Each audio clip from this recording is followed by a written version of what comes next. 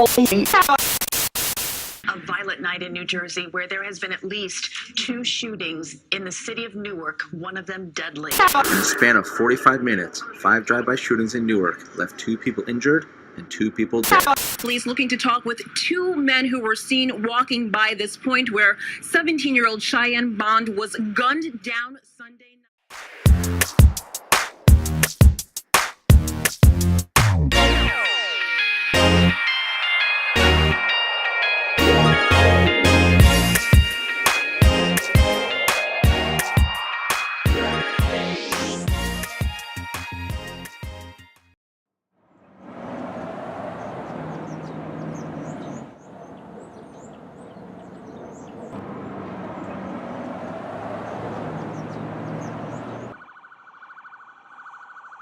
First name is Akbar Cook.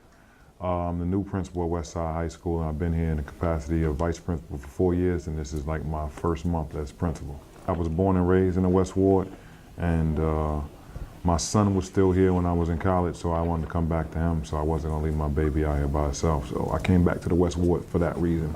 My first year on the job, I opened up with the death of a female. Then during that school year, I lost a male.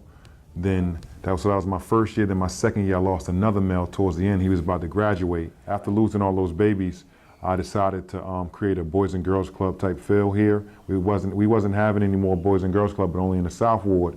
So I wanted to open up my doors. We call it Lights On because all school lights are on at night. I don't know why, but they are.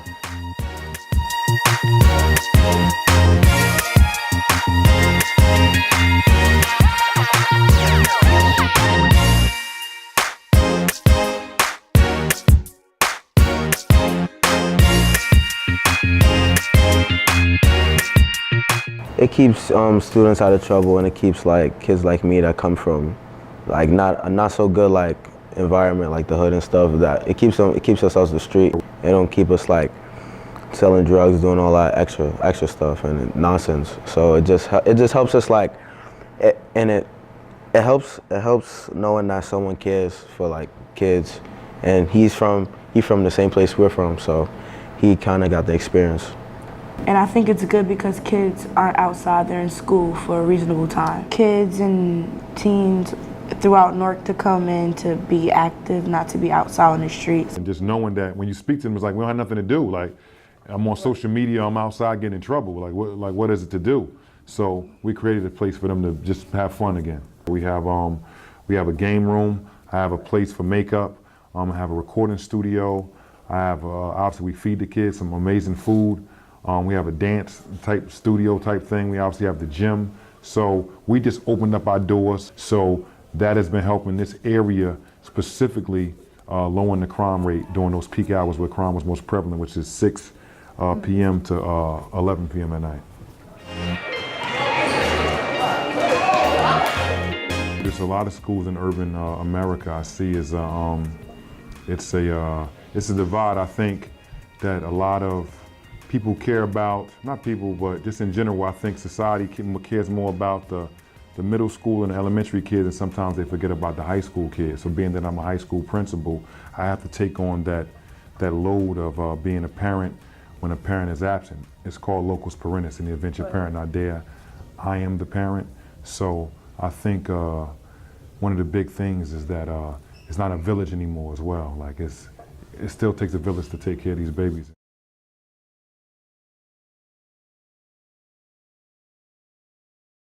We only do it now on Fridays while school is in session. But during the off season, during the summer, it's Monday, Wednesday, and Friday. We have a program here that's started by the parents' involvement to build a on-top track on top of the school and put in place a place where the kids to come run track. They have baseball and softball on campus on site here. And I hope that's successful one day. We need the money though. I've met no bad students. There are some that a little off, but basically students just want to be loved and cared for and be understood. And that's why I'm here. With Mr. Hook's help, I lend myself to them in my office. If you have a problem, you can come to my office What's said in my office stays in my office. Nobody gets to hear about it. Nobody, including the principal. When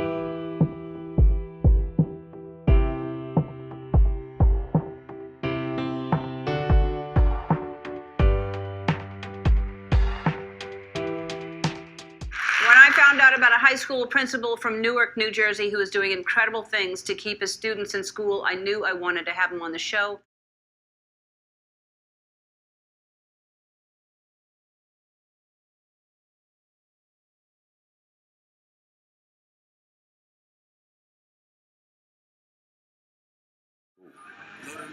Two years ago, we had a situation where a young lady was coming in school, and while the security guard was getting ready to go through a bag, she took a full bottle of water, 16 ounce, and hurled it at the security guard's face. She ended up started kicking stuff over and tearing up the place. Police have to come, and when they called me back in, they said, Cook, she had a bag full of dirty clothes, and she was homeless.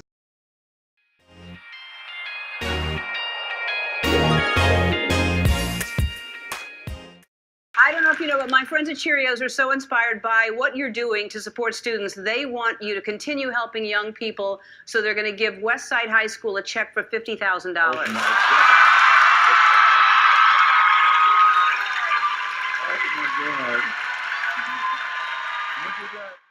Man, I just thought I was gonna come out, I was gonna have this smooth walk, and I was walking all scary. And if you watch the show, you'll see she hugged me at the end, and I was about to cry, man. It was just I was so happy that I got through the show without really messing up, and it's too just overwhelmed by just all the love that you can feel the love coming off her aura is love, and it's amazing the feeling, man. I'm still in touch with those folks there, man. They're top flight folks at that organization.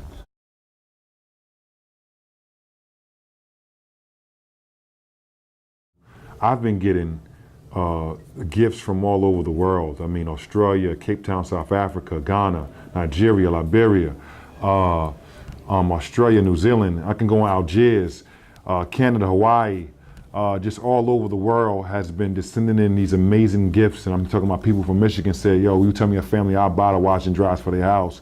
So it's been amazing, man.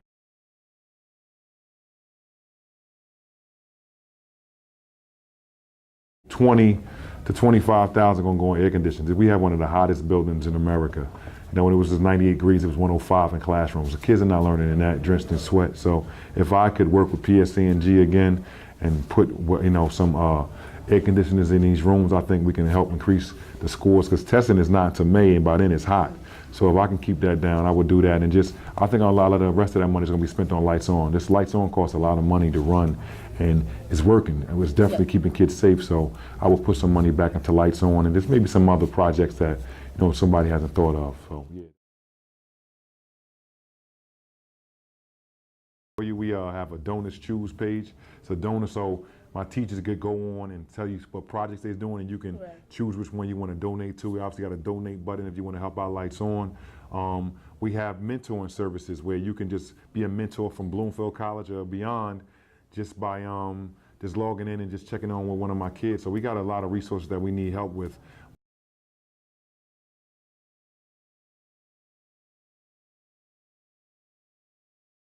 We're going to be the new business and finance school. We used to be business and finance, but I'm hoping to partner with Google and Rutgers and NJIT and Capital One Bank and PSC&G. We're going to turn this school into a business school where we're running businesses out of the school, and I want to break it up into different departments. So this crew may be doing merchandise, this crew may be doing advertising, this crew may be doing, you know, IT work. So we're going to split this school up into like a business would, and I'm going to push the kids into those pathways, and we're going to start getting internships and jobs. But I want to lead this new wave of principals into the next, you know, millennium and thinking outside of the box and getting the kids what they need, because everybody's not going to college. Everybody's not. So I need to start figuring out career pathways for those kids so I can get them a living wage and gainfully employed.